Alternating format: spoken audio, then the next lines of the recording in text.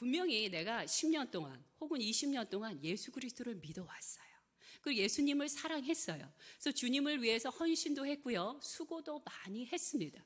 그런데 어느 날 그 마음에 대해서 살짝 식어지는 마음이 들 때마다 문득 의심이 들기 시작하는 거예요. 내가 진짜 구원받았나? 내가 구원받은 하나님의 백성 맞나? 내가 구원받았다면 이렇게 행동하는 게 맞나? 하면서 내 마음에 의심이 슬쩍하고 지나가기 시작한다는 것입니다. 바로 그 의심 덕분에 마귀는 힘들이지 않고도 우리 그리스도인들을 불안해하고 두려운 상태로 살아가게 만든다는 것입니다. 이것에 대해서 사도 요한은 이렇게 말씀하십니다. 요한일서 5장 13절 말씀을 함께 읽도록 하겠습니다. 시작. 내가 하나님의 아들의 이름을 믿는 너희에게 이것을 쓰는 것은 너희로 하여금 너희에게 영생이 있음을 알게 하려 함이라. 아멘. 사도 요한만 말씀하신 게 아니라요, 바울도 말씀하셨습니다. 뭐라고 말씀하셨냐면 빌립보서 4장 4절 말씀입니다. 시작. 주 안에서 항상 기뻐하라. 내가 다시 말하노니 기뻐하라. 자, 무엇에 대해서 기뻐하라는 것입니까? 그냥 기쁜 마음을 애써 가져라, 이것이 아니고요, 너희가 예수 그리스도 안에서 구원받은 것이 영원히 갈 것에 대해서 너희는 기억하고 항상 기뻐하라 라고 바울이 말씀하시는 것입니다. 우리는 어디에서 무슨 일을 하건 아무 상관없어요. 우리는 언제든지 주님 안에서 천국을 경험하고 누리며 살 수 있는 복된 사람들인 것입니다. 믿으십니까? 아멘. 하지만 마귀는요, 우리 믿는 사람들을 왠지 좀 우울하고, 왠지 좀 재미없고, 왠지 좀 비참하고 불행한 이미지로 이렇게 자꾸 만들어 오려고 해요. 그래서 이 잘못된 컨셉과 이미지와 가르침을 아주 매우 유용하게 잘 활용을 하고 있습니다. 특히 누구에게 이걸 활용하냐? 굉장히 헌신되고 순수한 우리 그리스도인들의 마음에 이것을 잘 활용한다는 것입니다. 한 10년 전 일이었어요. 저희 교회에 아주 신실한 어떤 성도님이 계셨습니다. 10년 전이 아니네, 20년 전 일이네요. 그런데 이 두 분이 결혼을 하셨어요. 신혼의 생활을 아주 즐겁게 만끽을 하셨던 거죠. 근데 어느 날 주일날 와서 저에게 이런 이야기를 하셨습니다. 전도사님, 저는요 남편하고 있는 게 너무 좋아요. 너무 행복하고요, 밤에도 너무 좋아요. 근데 어느 날 죄책감이 들기 시작하는 거예요. 내가 이렇게 행복해도 되나? 내가 이렇게 기뻐해도 되나? 너무너무 죄책감이 들어서 남편하고 좀 떨어져 있는 시간을 가져야 되지 않나 라는 생각을 했답니다. 정말 그러시면 안 된다는 것입니다. 여러분, 여러분의 신혼의 날을 마음껏 즐기고 누리시기 바랍니다. 아멘. 아멘을 하지 않아도 될 분들만 아멘하고 계십니다. 여러분의 자녀가 여러분과 함께 있는 시간을 마음껏 즐기고 누리시기 바랍니다. 아멘.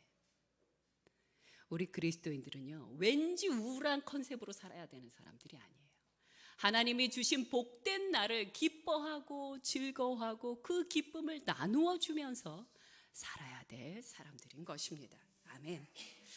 자, 사도 바울은요, 이제 막 교회에 입문했던 고린도 교회의 초신자들에 대해서도 뭐라고 불렀냐? 성도라고 불렀습니다. 자, 이제 막 고린도 교회의 그 초신자였던 분들이 거룩한 삶을 살았습니까? 아닙니다. 그들은 과거에 살았던 그대로 교회에 와서도 여전히 이루 말할 수 없는 죄를 범하고 살았습니다. 그럼에도 불구하고 사도 바울은 그분들을 뭐라고 생각했냐면 하나님이 구별하신, 선택받은 하나님의 거룩한 자녀로 여겼다는 것입니다. 그래서 그들을 거룩한 사람, 거룩한 성도라고 불렀던 것입니다. 그러니 구원의 확신에 대해서 의심이 들도록 마귀가 우리를 좌우로 흔들 때 여러분 쓰러지지 마시고 어떻게 해야 돼요? 믿음의 확신으로 엎어치기로 승리하셔야 하는 것입니다. 아멘. 자, 그러면 이제 본문 말씀인 전신갑주로 들어가 보도록 하겠습니다. 오늘은 이것을 다 할 수 없어서 일부만 하도록 하겠습니다. 우리는 하나님의 전신갑주를 읽기 전에 먼저 해야 할 일이 있습니다. 그것이 무엇이냐면 6장 10절에 나옵니다. 에베소서 6장 10절 말씀 시작. 너희가 주 안에서와 그 힘의 능력으로 강건하여지고, 먼저 해야 될 것은 무엇이냐? 예수 그리스도 안에 머무는 것입니다. 예수 그리스도 안에 머물게 될 때 우리 안에 어떤 일이 벌어지냐? 그 힘의 능력으로 강건해진다는 것입니다. 자, 내가 아무리 강력한 무기를 몸에 장착했다 할지라도요, 내 몸이 연약하거나 내 생각이나 내 정서적인 게 완전히 무너져 있으면 내가 갖고 있는 이 강력한 전신갑주가 아무 소용이 없어요.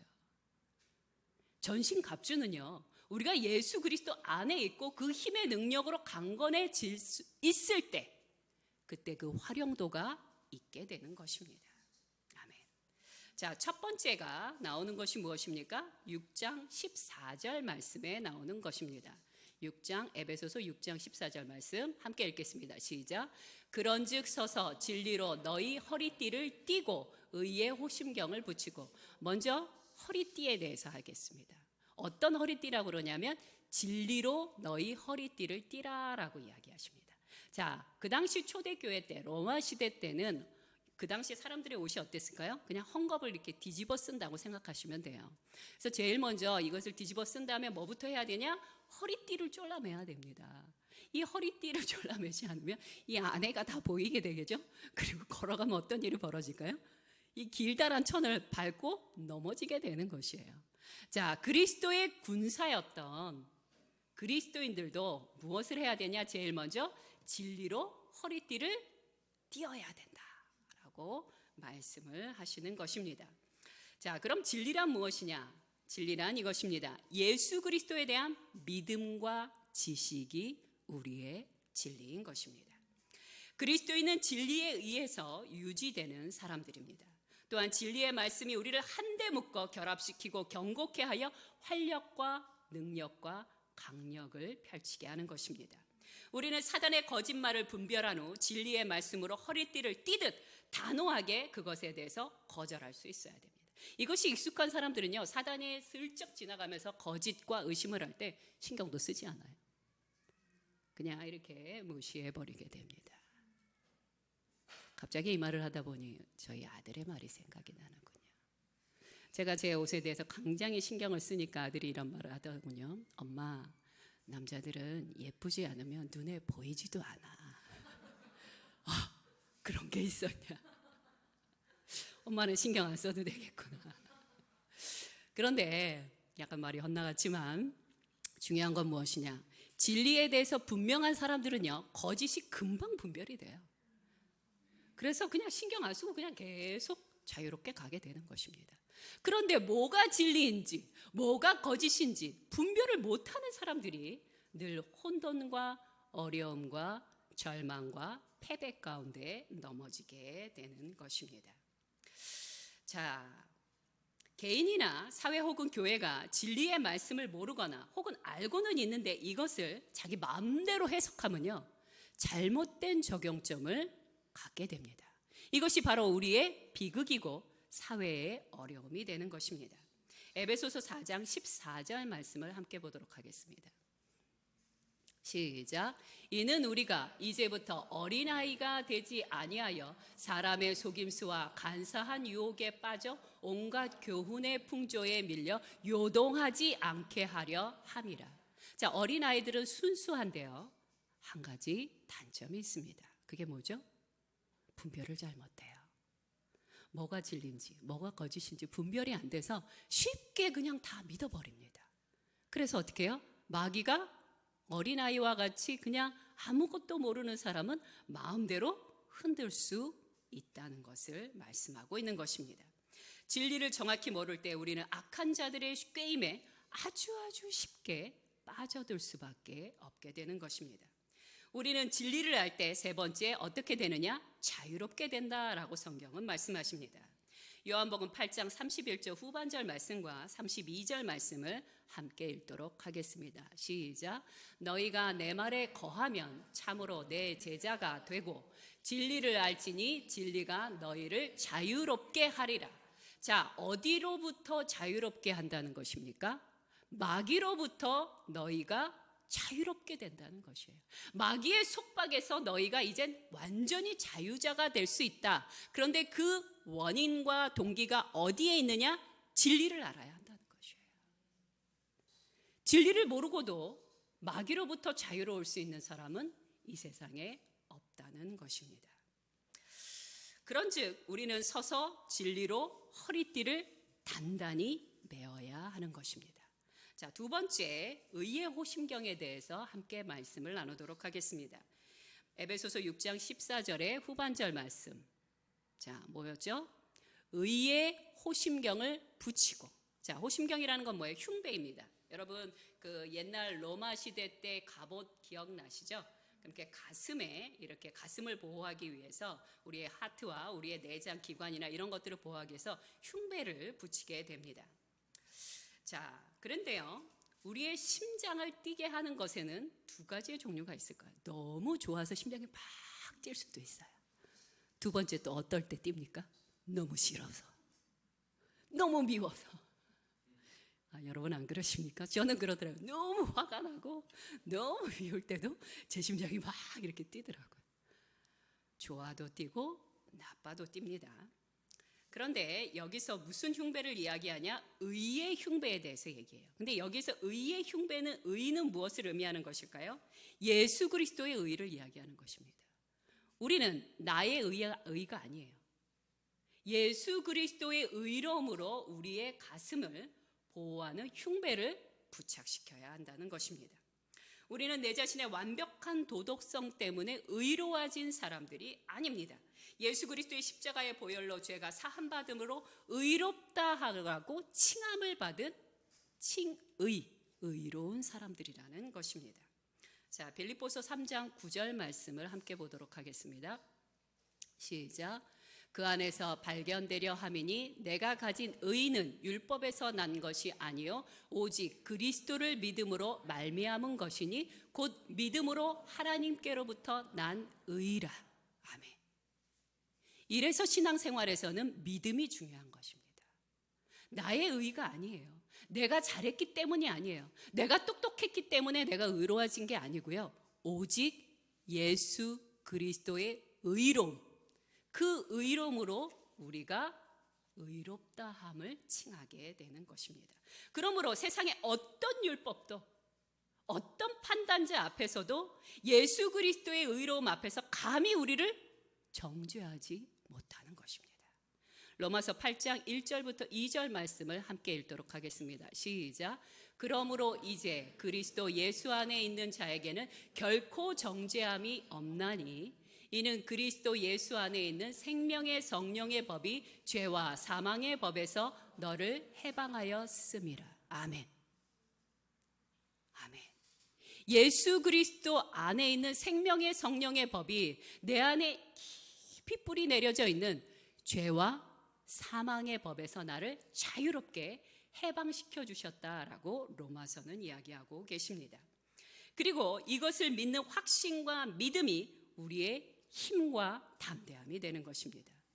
예수 그리스도의 의로운 흉배를 믿음으로 받아들이지 못하는 사람들에게 나타나는 현상이 있어요. 이런 사람들은요, 자신의 죄와 실수가 드러나거나 자신이 지었던 죄가 내 인생에 영향력을 끼칠까 봐 늘 불안해하고 초조해한다는 것이에요. 마귀는요, 약간의 능력이 있어요. 머리가 깨졌지만 약간의 어떤 능력이 있냐면 우리의 감정을 살짝 이렇게 과하게 만들거나 메마르게 만들 수 있다는 것입니다. 그래서 우리의 감정이나 느낌을 마치 진리인 것처럼 우리를 유혹할 때가 있습니다. 감정은 굉장히 소중한 하나님의 선물이에요. 아름다운 것이에요. 그러나 감정이 진리는 아니고 우리의 전부도 아닌 것입니다. 예를 들어 황홀한 느낌이나 자유분방함이나 분노나 적개심이나 울분, 이런 것들은 마귀가 언제든지 우리의 감정을 과장시켜요. 어떤 건지 아시죠? 내가 누군가에 대해서 조금 호감이 있는데 그 다음날 아침에 일어났더니 갑자기 그 사람이 내 인생의 전부인 것처럼 느껴져요. 또 며칠이 일주일쯤 지나니까 그 모든 감정들이 또 싹 다 메말라가 버리게 돼요. 그래서 나로 하여금 계속해서 이 감정의 폭에 오르락 내리락 오르락 내리락 하게 만든다는 것입니다. 이런 식으로 우리를 흔드는 것이에요. 자, 예를 들어서 어느 날 여러분이 아침에 눈을 떴는데 이런 느낌이 들어요. 옆에서 자고 있는 나의 배우자가 조금도 사랑스럽지 않은 것이에요. 그래서 마음에 어떤 마음이 탁 드냐면 나는 더 이상 나의 배우자를 사랑하지 않아. 그러니 갈라서 해야겠다.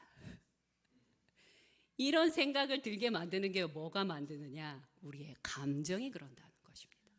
어느 날 주일 아침에 일어나는데 난 주님을 왠지 사랑하지 않는 것 같아. 그리고 주님도 나를 왠지 사랑하지 않는 것 같아. 그래서 더 이상 신앙생활을 멈추려고 한다는 것. 이것도 역시 마귀가 우리의 감정을 갖고 흔들고 있는 것입니다. 이럴 때 마귀는 이렇게 말을 하죠. 아유, 잘했어. 인생에서 가장 중요한 건 감정뿐이야. 내가 느끼는 것이 바로 너 자신이야. 그것이 진리야. 그대로 행해. 라고 하면서 우리를 부추길 수 있다는 것입니다. 이런 분들에게 필요한 것이 무엇입니까? 바로 예수 그리스도의 의로운 흉배라는 것입니다. 로마서 6장 17절 말씀을 함께 보도록 하겠습니다. 시작. 너희가 본래 죄의 종이더니 너희에게 전하여 준 바 교훈의 본을 마음으로 순종하여. 자, 여기서 보면요, 너희에게 전하여 준 바 교훈의 본은 우리의 지성을 이야기하는 것입니다. 우리가 이미 알고 있는 지성이에요. 근데 마음으로 해서 마음은 사랑과 감정을 이야기하는 것입니다. 그리고 순종한다는 것은 뭐예요? 감정으로가 아니라 의지로서 행하는 것입니다. 여기서 우리가 발견할 수 있는 것은 이것입니다. 우리 인간에게는 감정만 있는 것이 아니라 지성도 있고 의지도 있다는 것이에요. 지성도 중요하고 감정도 중요하고 또 의지도 중요한 것입니다. 마치 감정밖에 없는 사람인 것처럼 우리를 유혹하고 있을 때 정신을 차리셔야 하는 것입니다.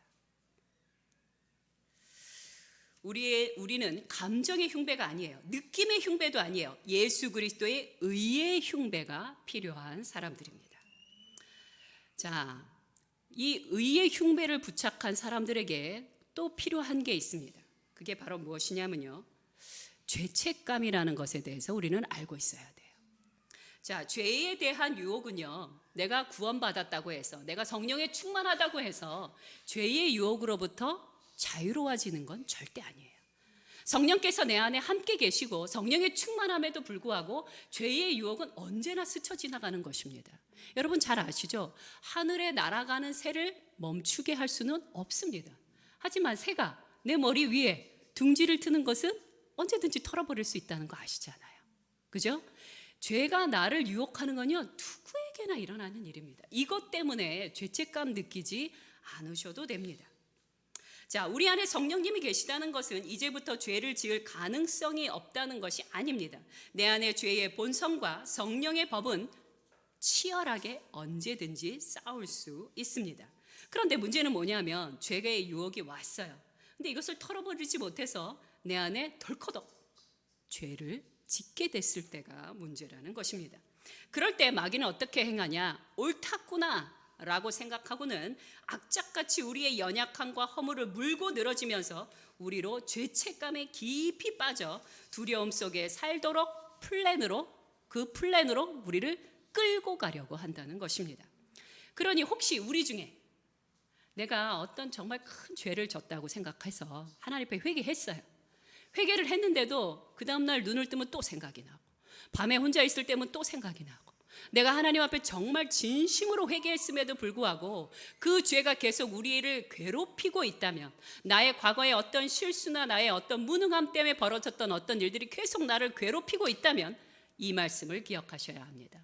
이 말씀을 띄워주시기 바랍니다. 히브리서 4장 16절 말씀입니다.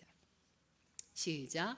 그러므로 우리는 긍휼하심을 받고 때를 따라 돕는 은혜를 얻기 위하여 은혜의 보좌 앞에 담대히 나아갈 것이니라. 아멘. 죄책감이 여러분을 끊임없이 괴롭히고 계십니까? 그렇다면 이것을 털어버리십시오. 만약 털어버려지지 않는다면 주님 앞에 담대히 나가서 아버지 앞에 부르짖으시기 바랍니다. 주여, 내 마음이 흔들리고 있사오니, 마귀가 나를 씨름하듯이 좌우로 흔들고 있사오니 구원하여 주시옵소서.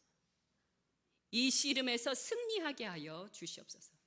하지만 이 말씀을 알고 있는데도 불구하고 여전히 저는 도저히 이 죄책감에서 빠져나오지 못하겠어요 라는 분이 분명히 계실 수 있습니다. 그런 분들은 보통 이렇게 이야기합니다. 잘 알고 있습니다. 하지만 나는 내 자신을 도무지 용서가 되지 않습니다. 어떻게 예수 믿는다는 사람이, 어떻게 하나님 앞에서 그렇게 엄청난 은혜를 받았다는 사람이 그런 죄를 지을 수가 있습니까? 저는 도무지 내 자신을 용서할 수가 없습니다. 만약 그런 분들이 계신다면 이것을 기억하셔야 됩니다. 그분들 안에는요, 지금 하나님의 용서하심을 따르는 것보다 자신만의 기준을 따르는 것이 더 중요하다고 여기는 분입니다. 그래서 예수님께서 정결케 하셨고 의롭다 하셨음에도 불구하고 자신만의 그 기준의 틀을 꽉 붙잡고 자기 자신을 계속 죄책감 가운데 괴롭힐 뿐만 아니라, 이런 분들은 꼭 자신만의 그 이상한 그 기준을 가지고 타인도 괴롭힌다는 것이에요. 그러니 이 틀, 이 잘못된 규범, 이 잘못된 이상한 기준에 대해서는 깨트리셔야 합니다. 여러분이 진심으로 예수 그리스도의 제자시라면, 여러분이 진심으로 예수 그리스도 안에서 구원받은 백성이라면 이상한 도덕적 기준은 주님 안에서 버리셔야 하는 것이 맞습니다. 우리가 받아들여야 될 건 무엇이라고요? 우리의 감정과 우리의 생명과 우리의 삶의 모든 중요한 기간을 보호할 수 있는 예수 그리스도의 의의 흉배를 우리 안에 부착해야 하는 것입니다. 우리의 구원은요, 내가 내 자신을 꾸짖고 정죄한다고 해서 구원이 유지되는 것이 절대로 아닙니다. 세상의 도덕적 기준들을 충족시켰다고 해서 구원이 되는 것도 아닙니다. 구원은 뭐예요? 오직 하나님의 선물입니다. 이것은 나의 의로움으로 되는 게 아니에요. 오직 하나님의 선물이에요.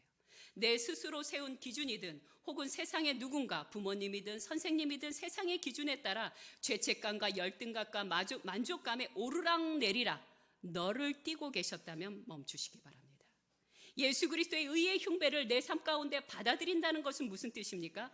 다른 모든 기준을 내려놓고 예수 그리스도께서 우리에게 말씀하신 이 진리의 말씀의 기준만을 내 삶 가운데 아멘으로 받아들이겠다는 그런 헌신이라는 것입니다.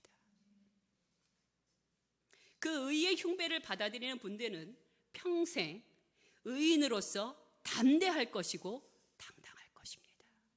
제가 죄를 안 지을 거라고 얘기했나요? 아니요. 우리는 분명 연약하기에 죄를 지을 것이고 유혹도 받을 것입니다. 하지만 언제든지 당당하고 담대합니다. 왜? 예수 그리스도의 의로움 때문에요. 그러나 동시에 우리는 평생 겸손하게 살 것입니다. 왜요? 나의 의로움 때문이 아니라 바로 나를 위해 죽으신 예수 그리스도의 의로움으로 살아가기 때문인 것입니다. 아멘. 함께 기도하겠습니다. 첫 번째 기도할 것은 이것입니다. 진리로 허리를 띠띠우고 예수 그리스도의 흉배로 무장하기를 간구하시기 바랍니다. 주님, 나의 의로움 때문이 아니라 예수 그리스도의 그 온전하신 사랑과 의로움으로 내가 오늘을 살고 내일을 살고 평생을 살 것을 고백합니다. 나는 여전히 쓰러질 것이며 나는 때때로 잘못된 실수도 행할 것이오나 그러나 나는 다시 일어날 것이고 다시 그리스도인답게 앞서 나갈 것이오니 믿음으로 선포하시기 바랍니다. 함께 기도하시겠습니다.